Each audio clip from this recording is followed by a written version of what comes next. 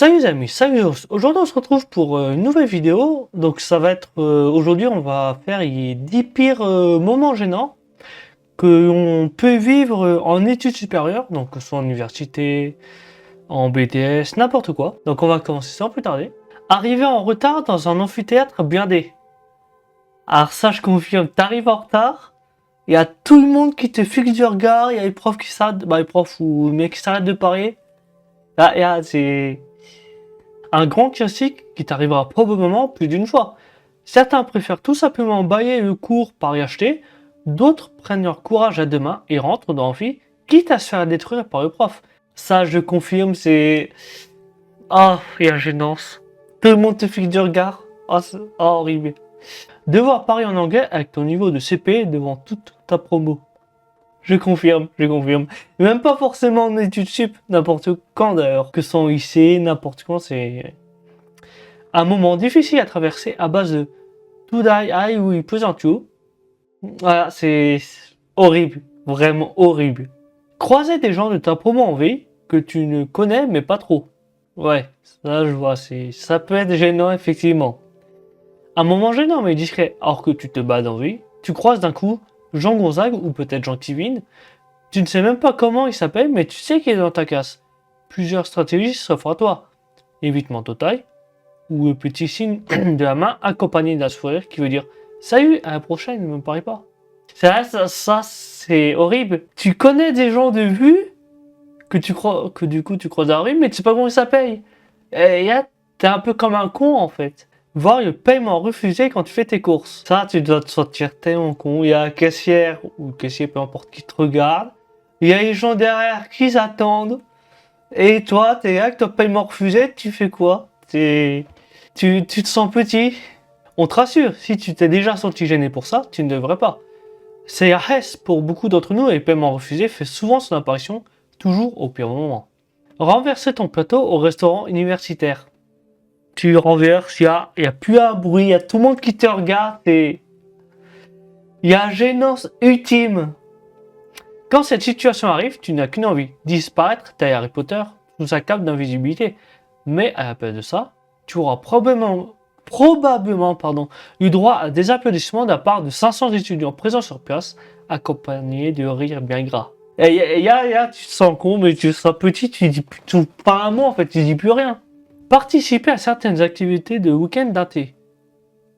Particulièrement vrai pour les étudiants en commerce. Certaines activités sont parfois à l'origine d'immenses malaises. Genre chanter devant toute ta promo. Ah oui, imagine, t'es timide et on te force à chanter. Ou alors pire, tu sais pas chanter.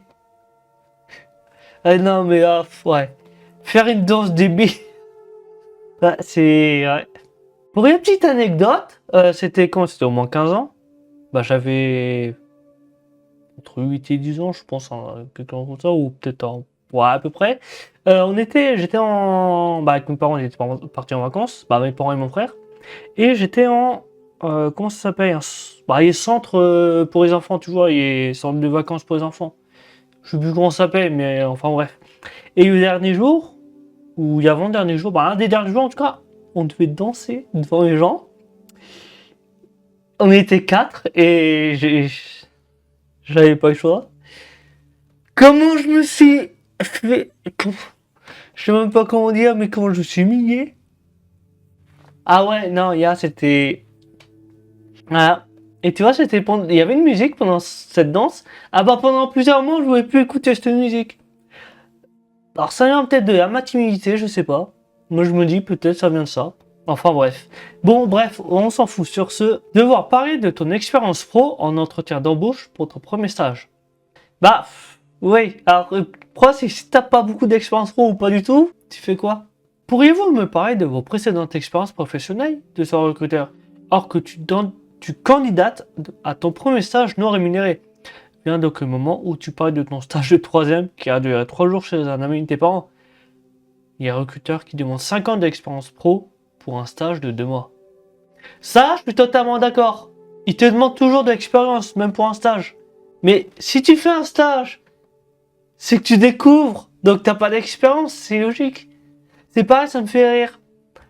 Tu sors de tes études, tu débutes ta vie professionnelle, ils te demandent tous une expérience professionnelle. Mais pour avoir une expérience, il faut être recruté. Mais pour être recruté, il faut avoir une expérience. Et c'est... Se faire interroger par un prof alors que tu niaisais sur ton PC. Oui. Tu es sur ton ordi, tu t'emmerdes, ou tu t'écris, ou tu joues n'importe quoi, toi. Et puis là, d'un coup, on t'interroge, c'est...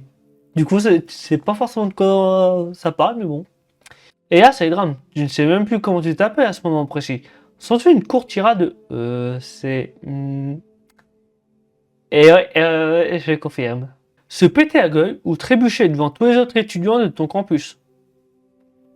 Ah ouais, non, je suis d'accord, c'est... Tu te sens con, tu te fais petit, tu te dis plus rien, tu te caches, limite. Limite, tu veux plus sortir. Vraiment. Répondre aux questions de ta famille sur ton avenir professionnel. Bah, pour le peu que tu as un avenir professionnel, pourquoi j'insiste depuis tout à l'heure, je sais pas. Pour le peu que tu as un avenir professionnel, oui. Que si tu n'as aucun avenir pro ou que tu n'as aucune idée de quoi faire, et ben, voilà. Donc, en tout cas, c'est tout pour aujourd'hui. Donc, n'hésitez pas à me dire dans les commentaires si vous avez vécu une ou plusieurs pas de ces expériences, mais de ces moments qu'on a vus dans cette vidéo. Ou même si vous avez vécu d'autres moments gênants, n'hésitez pas à dire dans la vidéo, dans les commentaires, d'autres moments gênants quand tu es en études ou tout ça, en études sup ou pas forcément. Au lycée, mon collège, n'importe quoi. N'hésitez pas à dire dans les commentaires. Donc, j'espère que vous avez aimé. N'hésitez pas à partager. Et on se retrouve pour une prochaine. Salut!